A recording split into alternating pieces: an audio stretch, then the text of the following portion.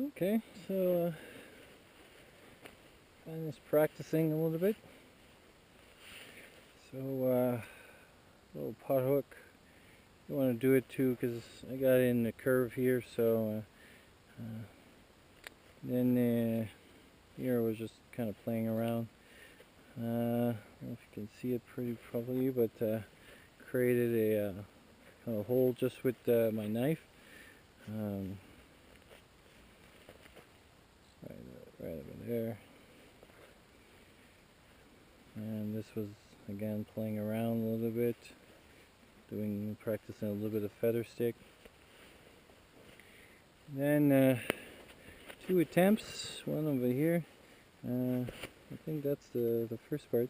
But I got a knot here, so the part didn't come out very nicely. And then the second one was like this, and this one actually was even worse. See, like this is very thin, this one is very thick, so that's one that I'm gonna have to practice a little bit more. Just doing a little bit of a point here, and yeah, it's pretty fun actually. It's good spare time, especially right now, and I don't have much to do, and the sun is going down. Everybody's starting to go back because obviously they have to be before night falls. So welcome to the kitchen. Today with Chef Daniel we will be preparing a little bit spaghetti with meat sauce, the French recipe. For dessert we have crème brûlée that is a little bit smoosh and a little bit of a bouillon. And this is for later. Oh, I'm really looking forward for that one. This is a thing called a sortilège. It's basically a little bit of a whiskey maple. And like I said, I didn't bring too much because, yeah, I'm camping after all. So this is the little stove, and since I got a lot of time and want to try it as well, going to be melting snow. Not that I really need, I have enough water, but we'll see how this little baby works, so stick with me.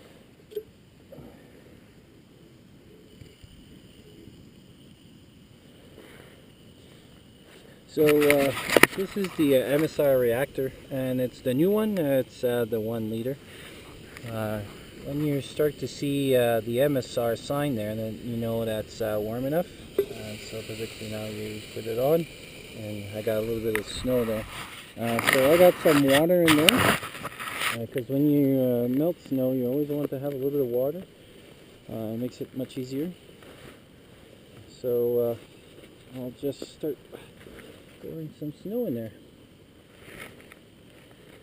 and make some water. And we'll bring it to a boil, just in case, and just for the fun of it.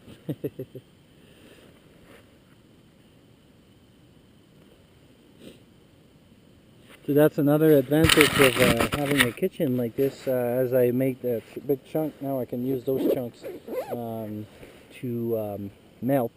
And sometimes, like you can make like a little wall if it would be very windy, but obviously right now, as you can hear, there's no wind at all. So yeah, continue to add snow.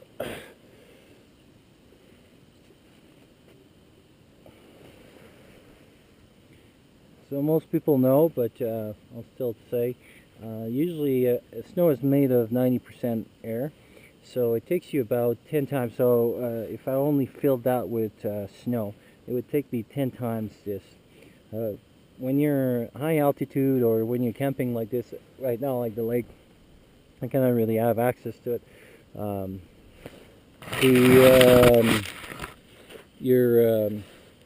you're stuck with this. It takes a lot of fuel to do that, to bring your water and stuff and everything. So it's not recommended, but sometimes that's all you have. When I was on Aconcagua, basically the whole day, that's all we did is hydrate ourselves. We melted all the snow we could, and drank it, and prepare some more for the next day and their supper and stuff. So it was a very consuming activity. So that's one drawback of being in a place like this, and having when you have a fire, there's a lot of YouTube video. It shows like little system that you can use the heat of your fire to melt the snow. So more that you can, that you don't have to do that process, because this takes a lot of energy. Like right now I'm doing it, like I said, don't really need it, but I'm just doing it because I want to see how this little baby work, and how much energy it consumes, and I have the time. So yeah, I'm going to show you a little bit now. So that's how it goes. So how the reactors pretty much work is that because this goes inside here, it takes all the advantage of the heat. Like, I don't feel pretty much, I feel pretty much no heat right there on my finger. So you see how finger it's closed, so there's pretty much no heat here. Most other if you have like more the little summer ones or stuff, you'll lose a lot of heat over here. This one basically is very fuel efficient because of that, because like I said, like right now, like you see, like I can even put my finger here, but this part here, well, that's all the heat is, and basically that's why the pot is made especially for that. It maximizes the heat of all this, but it's pretty amazing.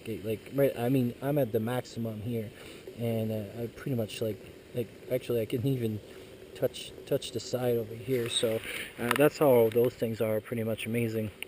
They say, I think it's without really much wind, like I see today, this can boil water in about 1.6 seconds. So this whole liter would boil in about 1.6 seconds. So 1.6 minutes, sorry, not second, 1.6 minutes. So it's very good, and actually you can already start that there's a little bit of a simmer there. Then yeah, I'll continue. I'll do myself another pot right after, but just me talking now, I already have about a liter of water that soon's going to be boiled. So I don't even bring now. Most of the time I don't bring. That's how I go camping, because I use freeze dry. The reason for this is that I don't need to clean my pots and stuff, and all I have to do is add water. And if my pot, at worst, if my pot didn't really work, all I would have to do is pretty much add water to this. It would suck and be very crunchy, but I would still have the product of it, so there's no cooking needed. So that's one advantage of freeze dry. When I do it, I mean, you don't even have to bother, you know, like you just buy one bag like this and that's it, and you bring all your garbage in there. So it's pretty good. So you can see it's getting pretty close now.